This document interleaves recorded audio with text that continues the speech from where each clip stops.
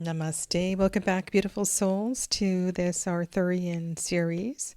And today is about the Devil card, the Cernunnos card, and its variations. This, I don't believe, is an easy card in any deck. It has numerous associations, and I will try to speak to its connections within the major arcana and in various other cards and decks that came to mind as I was preparing for today's discussion.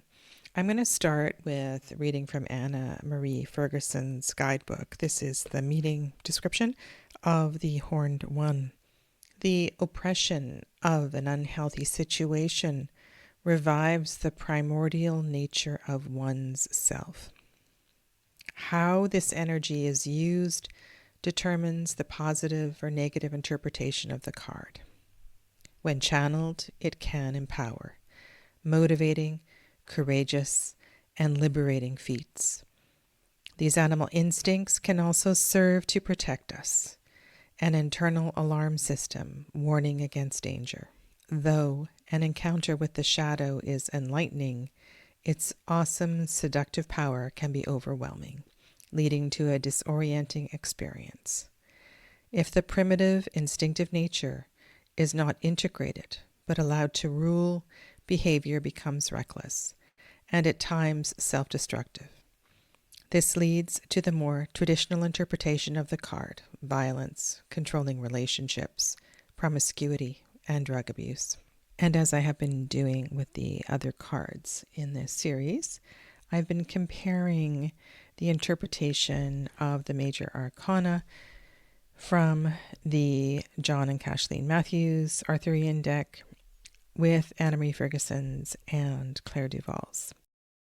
Now, what is happening in this deck here on the left? This is the Green Knight, and this is part of a game that appeared in more than one legend through the Arthurian tales. And in this card, you see the Green Knight bursting into the hall, presenting a winter game or a challenge called the Beheading Game. It may seem at first that this card is quite disconnected from any Cernunnos card that you may be familiar with, or a Devil card in a different deck. But as I read through these stories, I'm thinking that this is a game of lust for life. It's a game to show one's manlyhood, one's loyalty, bravery. There's also a sense of the unknown, mystery, and magic in this beheading game. And I'm not going to recount that game. If you do have the deck, you can look up the story of the beheading game. I want to try and weave this energy of manliness and testosterone and proving oneself and just an ability to simply enjoy the adventure of life with what we're seeing in these other cards, as well as really thinking about the Devil card in general. While the Devil is most frequently connected to Capricorn, which makes a lot of sense in many regards, and it begins at the winter solstice in the northern hemisphere and winds up just before Aquarius season around the 20th of January. So this energy encapsulates the preparation for the Christmas season, for midwinter, all of the revelries around the new year. And there is a lot of lusting and living of life that is associated with this time of year. And I think we can be mindful of that connection as well. This is early, if we're looking at Capricorn and Golden Dawn Minor Arcana associations, early in the development of the Pentacle suit or the coin suit, so 2, 3, and 4 of Pentacles. All of this joy and exuberance, it's good for building friends and company and connections. And there's something about the developing energy of the 2, the 3, and the 4 of Pentacles that requires a lust for life. It's not something that happens when one is hiding in the darkness. So I can make my way through numerous associations in connection to this particular card. And while this card is also generally associated with the element of earth, in its masculine energy, there certainly is a fieriness and get-go, wandy kind of energy that seems to match the Cernunnos card. And I see we have a fox here. And in this card, we have a wren, which interestingly is on the Hermit card in the Wildwood Tarot, a very important word in this tradition. And in the words of Claire Duval, in translation, he therefore embodies the flesh instincts, impulse, creation, but also the flavor of the world. It's a hedonist who advises you to enjoy every moment intensely, to use your instincts and your deepest desires to guide you. It's also a sign that you need to strengthen your ego and feel free to express who you are as a unique individual. And I think all of those descriptors certainly play into the game that was described in this deck, though a rather violent game called the beheading game. Back to the description for the central card. Cernunnos, Lord and Protector of Beasts, rests in the wilds. In a card reading, it can reflect wild, unconventional behavior. Because of the likeness, some may think him the devil in Christianity, but here we are concerned with his original ministry, Lord of the Forest. Cernunnos symbolizes the animal instincts within humans. The zodiac embodies the concept of animal attributes manifested in human behavior, as well as the processes of integration and development. The animals represent different aspects of primal wisdom. The fox symbolizes intuition and cunning. He is a lightning spirit and the trickster. The otter represents the transformational, playful nature. The serpent is knowledge and understanding. The boar stands for force, resistance, and overcoming fear. The stag shows proliferation and humanity's relationship with nature. And lastly, the frog represents impulse, fertility, and creativity. And so Cernunnos is encircled by all of these beasts. The moonlight, with its illusionary qualities, suggests the difficulty of distinguishing the contents of the subconscious. In this borderland, the conscious tends to project, making things seem what they are not. This contamination can lead to overwhelming fears, preventing one from recognizing and benefiting from the valuable assets of the shadow.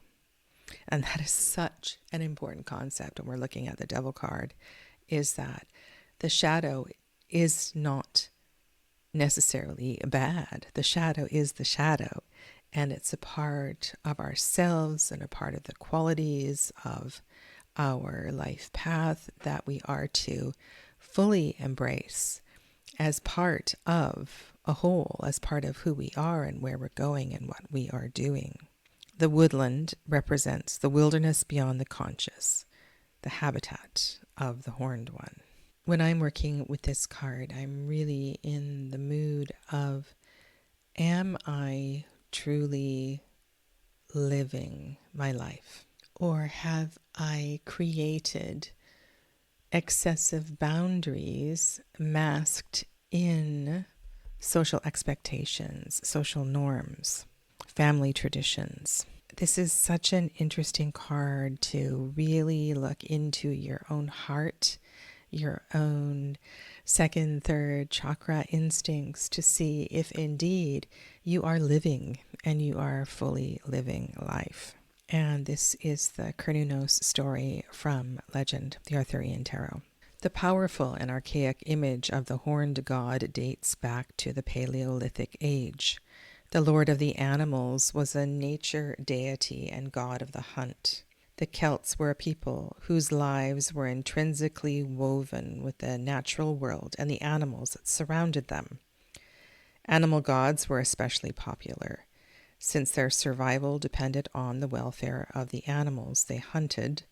The stag god was particularly revered. The success of the hunt depended on his favor, as he governed not only the animals, but also humanity's relationship to nature, ensuring the ecological balance of preservation and harvest of the wild game. And this is such an important concept, not only in this deck, but I'm thinking of Druidcraft and the Wildwood Tarot and the Greenwood Tarot, is that this God is a mediator for the humans to be mindful of this concept of reciprocity. We hunt only what we need. We take what we can eat. We are mindful of the footprint that we leave and all of these kinds of things that are so important when we interact with the wildness of nature.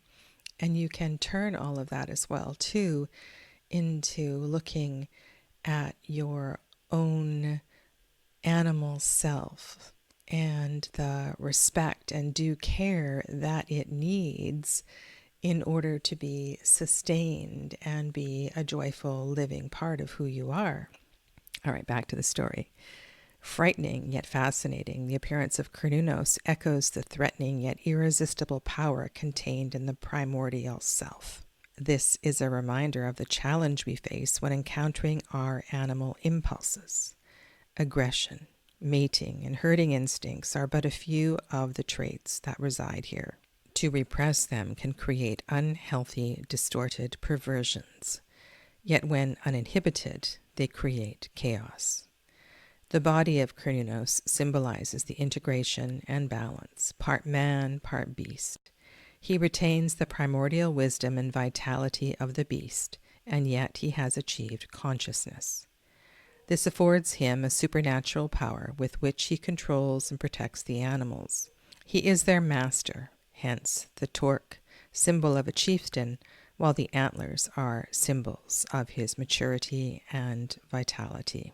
Though Cernunnos has a strong association with the stag, occasionally even riding one, he also appears with other, generally horned animals who suggest masculine strength. The Gundestrup Cauldron, 1st century BC, depicts Cernunnos attended by the stag, ram-horned snake, bull, and boar.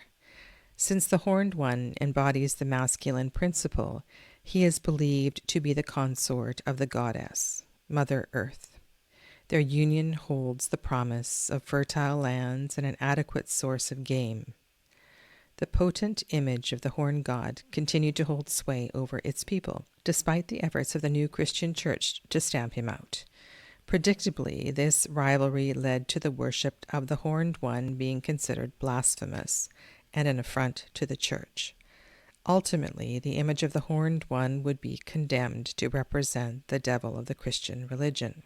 Nevertheless, the horned hunter has survived in folklore art, place names, and even Shakespeare as Herne the Hunter in The Merry Wives of Windsor.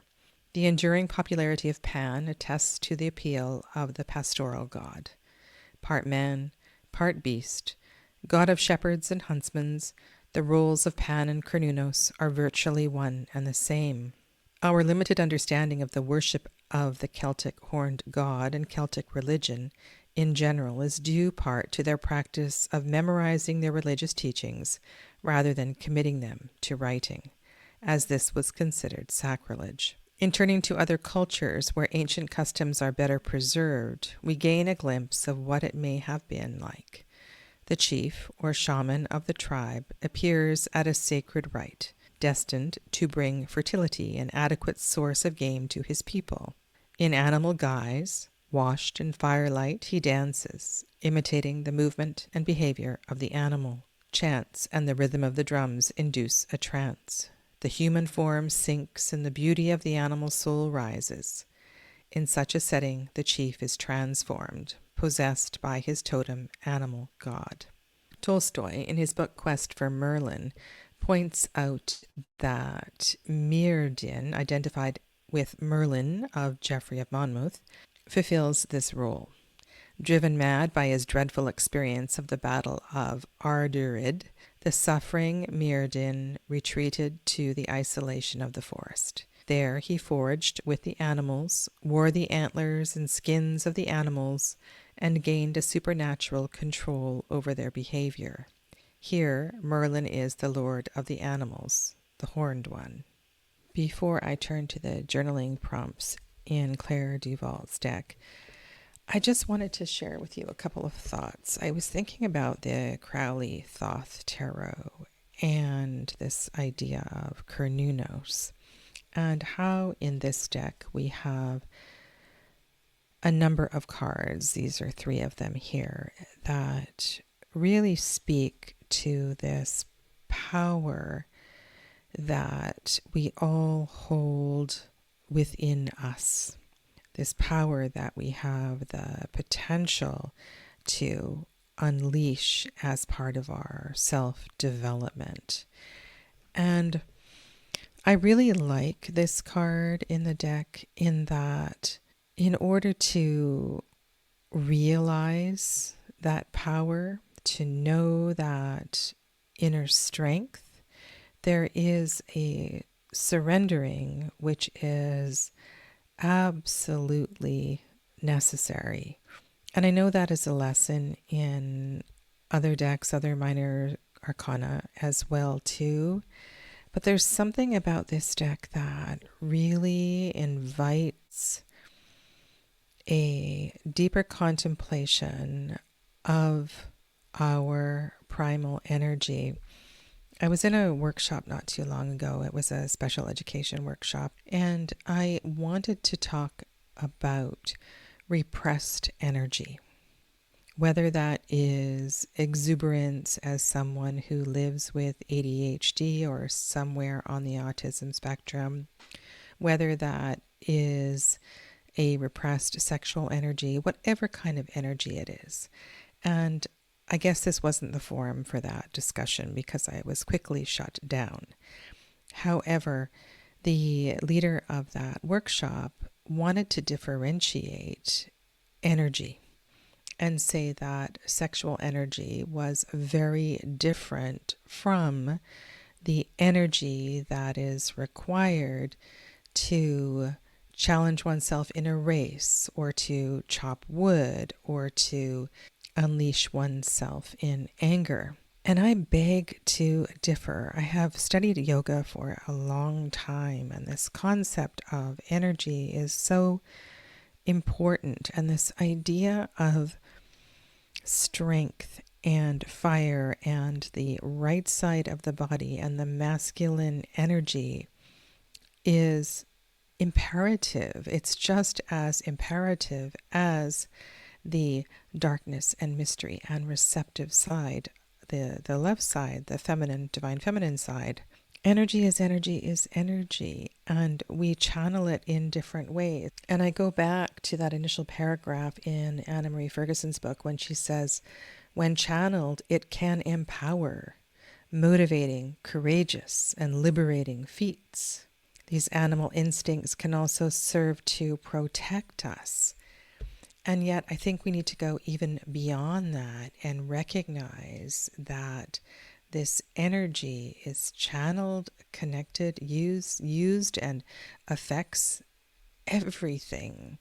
I don't really know where I am going with this, but I think this is such an important card to sit with.